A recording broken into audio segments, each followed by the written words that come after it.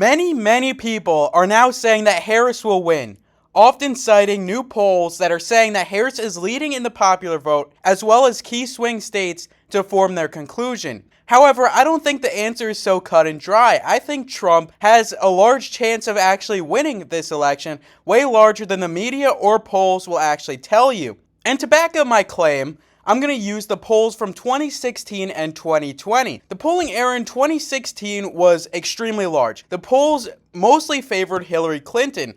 Clinton was given a 71% chance of winning. However, have you heard of President Clinton? Well, yeah, you have, President Bill Clinton, but President Hillary Clinton has never existed.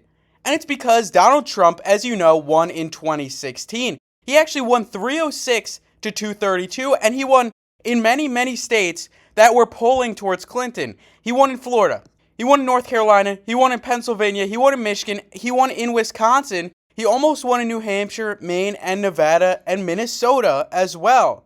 So we can't just go by the polls and form our conclusions based on the simple polls. We have to look at the facts. We have to look at the polls, but take them with a grain of salt. Moreover, in the 2020 presidential election, even though Biden did win, he barely won. He won 306 to 232, but in key swing states such as Wisconsin, Georgia, and Arizona, the election was decided by less than a percentage point. Meanwhile, polls in all three states had Biden winning by far more than he actually did.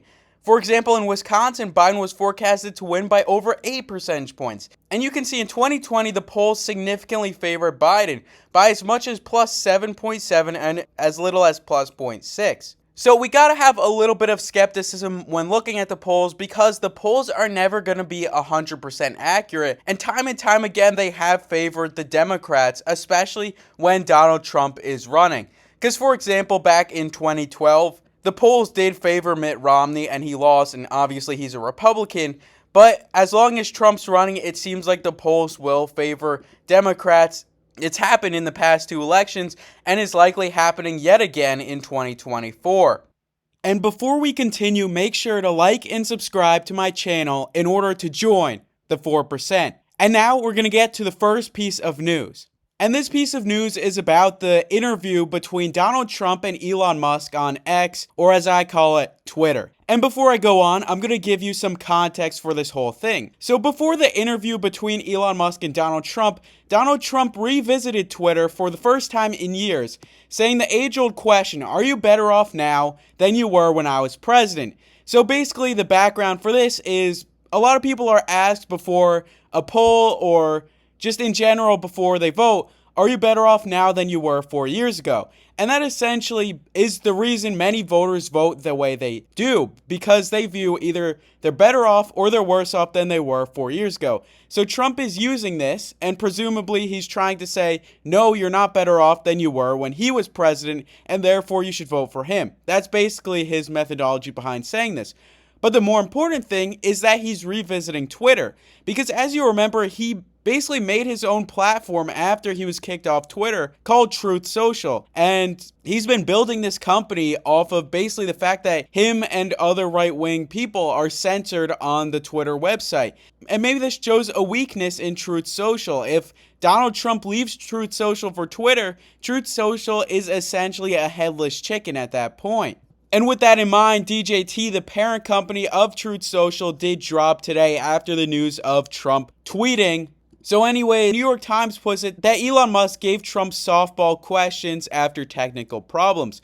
And yes, there were technical problems, and these were reminiscent of the problems when Ron DeSantis was announcing his presidential campaign and basically delaying the conversation for about 40 minutes. So just shows Elon Musk just needs to continue working on this platform before he can do any more major things like he's been planning. But that's not the main point. The main point is what was actually asked, and I do have to admit, most of it was softball questions. They were talking about the assassination attempt, then immigration for basically the majority of the time, and they really didn't get into the nitty-gritty. At times, Elon Musk was just incessantly complimenting Donald Trump to the point where I think Melania was starting to get jealous of him. Elon Musk really wasn't asking Trump tough questions, but then again, this is a break for Trump because Trump usually gets very difficult questions from the media, as the media historically has not been very fond of Donald Trump.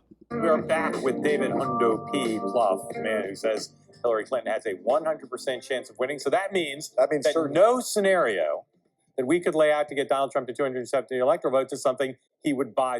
But one of the more important things that Musk reiterated is that he is moderate or slightly left and is backing Trump. And essentially, Trump has the backing of the richest man in the entire world. So this was essentially a fundraising event for Donald Trump. And like I said, this was not an adversarial interview whatsoever, and Musk just wanted to help open-minded independent voters, quote-unquote, catch a vibe, whatever that means. He wanted people to see what it's like for Donald Trump to be in a conversation rather than a head-to-head matchup, which is what usually his media conversations are like, his interviews are like. This was a different side of Donald Trump that we don't get to see that often. More so the side of Trump that is reiterated by like his family and his friends, but we don't see it in public.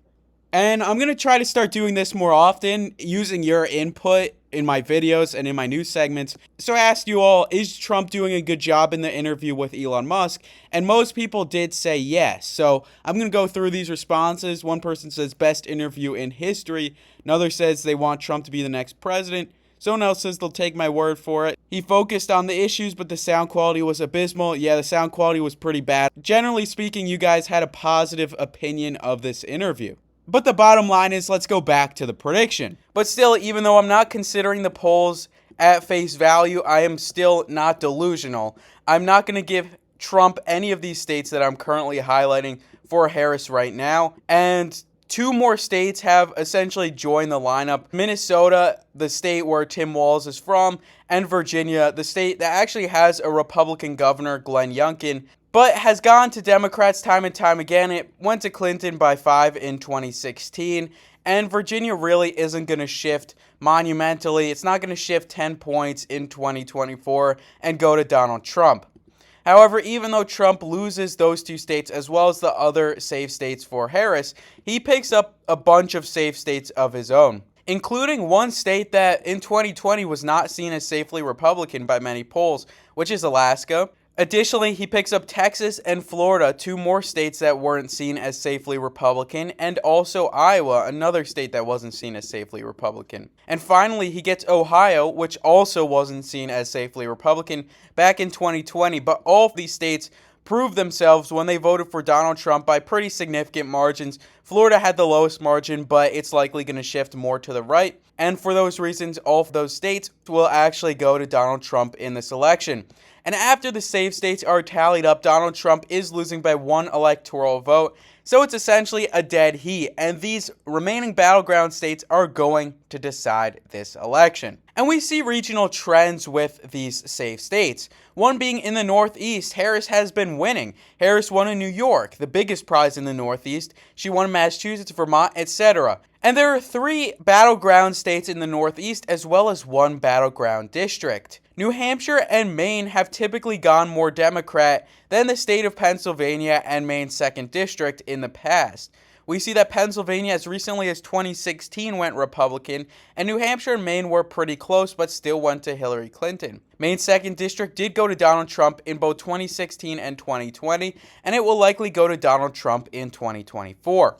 Because as we recall, I think it would be really stupid for Donald Trump to lose a district or a state that he won back in 2020, especially given the fact that his favorability is almost at an all-time high currently. So I wouldn't give anything that Trump won in 2020 to Harris in this upcoming election. So it does seem like Maine's 2nd goes to Donald Trump, but that is by far not the biggest prize in this region. But it does tie Donald Trump and Harris up at 219. With 100 remaining electoral votes, Harris picks up another 2 from Maine and another 4 from New Hampshire. These 2 states did go to Clinton back in 2016 as well as Biden in 2020, like I said. We also see that these states are significantly polling towards Harris. Maine's 2nd is polling towards Trump, but Maine at large is going to Harris. And these are beyond polling error. I would be delusional to say that either of these are likely going to Donald Trump. So Maine and New Hampshire both go to Harris, bringing her 6 electoral votes ahead of Donald Trump in this election. But like I mentioned Trump's favorability, I should also mention Harris's. Harris's is also at an all-time high, being only net 5% unfavorable, but I do think this will sort of level off after people essentially establish her as the Democratic nominee. It can be fun for people seeing things change in politics, and Harris gives a new level of energy, which leads to Harris's favorability rising to a whopping 43%, but we also have to note that this energy will eventually dissipate, all news will eventually get boring at a certain point, and Harris's favorability will sort of level off, and we'll see that it'll stop increasing by levels that it has in the past. And also, Harris was not as well known as Trump.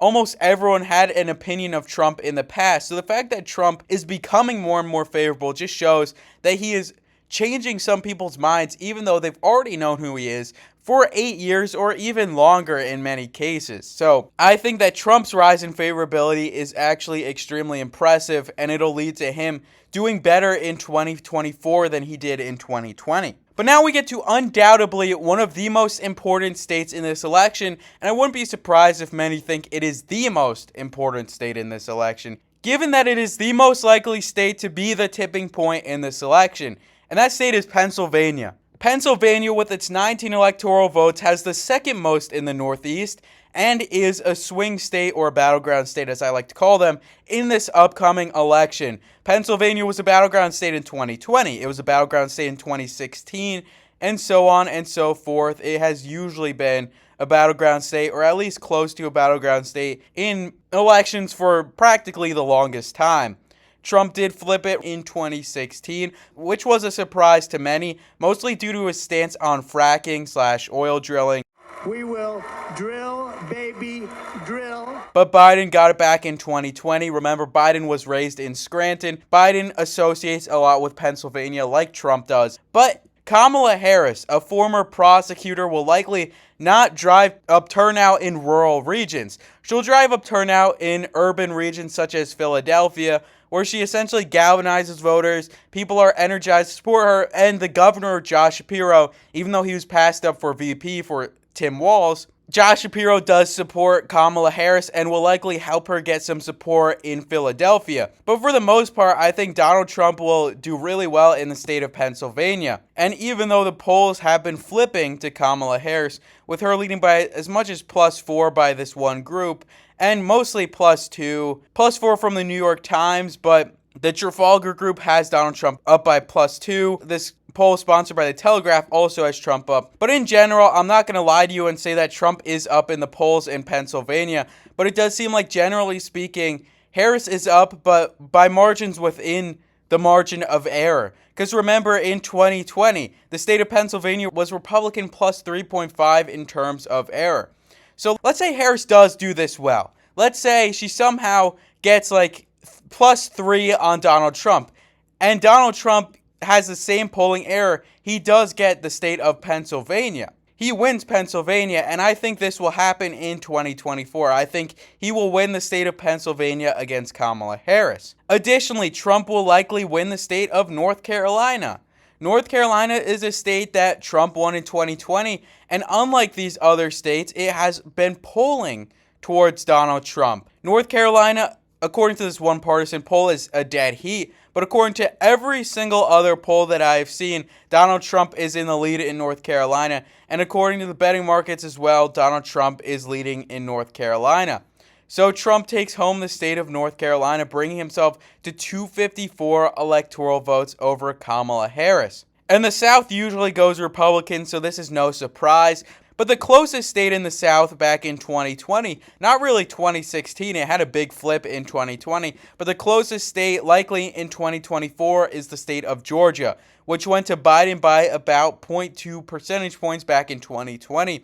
And it did have a polling error of 0.6. So Georgia polls are usually pretty accurate, and they were accurate in 2020, they were decently accurate in 2016, and in 2024, they have Trump in the lead. They are one of the few states that does have Trump in the lead, so it does seem like Trump will win the state of Georgia. And he gets 270 electoral votes, but if you're not just here to see who wins, but you're here to see how much they'll win by, make sure to stay tuned to see who will win the Midwest as well as the West Coast. So in the Midwest, we start with Michigan, and I'm not going to say that Trump will win Michigan. Harris will almost certainly win Michigan. She's been doing better and better in Michigan in terms of polling. You can see she's polling as high as +6, which I'm not going to say that Trump's going to win in Michigan. +6 is pretty much insurmountable unless there's a huge polling error or Trump somehow takes back the lead in Michigan. I don't think he will. One state that is likely not going to Harris, at least by a margin that Michigan will, is the state of Wisconsin, which did have the largest polling error out of the battleground states back in 2020. And in Wisconsin, Harris is leading by +9 according to this recent poll. +6 or +7 from the New York Times when third party is included, which is interesting to me because it seems like Trump is bleeding votes to RFK Jr. And I'm not sure if RFK Jr. is going to stay in this election because it seems like he is losing more and more votes. And if he does want Donald Trump to win, he should drop out of this election because it seems like he is taking more votes away from Trump than he is from Harris. The preliminary thesis was that he'd take away even votes, but now it seems like he's taking away more votes from Trump. But who knows who Kennedy wants to win. He is very different from both Trump and Harris, which is honestly probably why he's running. But it seems like when Kennedy's not included, Harris is only +4. So it seems like on average, Harris is up by +2 or +3. So not Michigan margins. Biden did win, but just barely. And we do see that the polling error in Wisconsin was massive in 2020. So with a similar polling error, or at least one that is +3 or +4 for Harris, a polling error like that, it does seem like Donald Trump would win in the state of Wisconsin, bringing himself to 280 electoral votes. And finally, we have the West Coast. Harris will have a little bit of a bump in the West Coast, given she's from the West Coast, like how Trump has a little bit of a bump in the East Coast. Trump is from the East Coast. Harris will have a similar bump in the West Coast. In Nevada and Arizona, both states that have gone to Democrats in the Senate, and in Arizona's case for the governorship. But it does seem like Arizona is one of the few states polling towards Donald Trump. Two polls are a little scary for Donald Trump, but most of the rest do have Trump leading in Arizona. So Trump does lead in Arizona, bringing himself to 291 electoral votes, especially if there is a polling error. Arizona usually is somewhat accurate in terms of polling. Arizona is one of the few states, like Georgia, like I said, Georgia is also pretty accurate. Arizona did have Trump winning in 2016, and he did win those two states in 2016, as we know. And Arizona is polling towards Trump in 2020, and he will likely win in 2020 as well in Arizona. And finally, we have Nevada as well as Nebraska second. And I'll just quickly give Nebraska second to Harris. Walters from Nebraska. Nebraska second has been polling towards Harris. The betting markets have it significantly going to Harris in this election. I would be stupid to say it won't go to Harris in 2024, even though it did go to Trump back in 2016. But regardless, Nebraska second does go to Harris in 2024. It had a big shift between 2016 and 2020 and will likely not shift back. It is urban. You know how it is. It's going to Harris. And finally, we have the state of Nevada. Nevada is another state that has been pretty promising for Donald Trump in terms of the polls, with Trump leading by +3 in this recent partisan poll, but according to most other polls, Trump is in the lead. So Trump does lead in Nevada, otherwise it's a dead heat according to the other polls, but regardless, Trump wins 297 to 241. But the polls in Nevada were going to Biden pretty significantly in 2020, but it was barely going to Biden in actuality. So it does seem like Trump will win in Nevada, especially when accounting for the polling error. So if you want more videos like this, make sure to like and subscribe, and thank you for watching.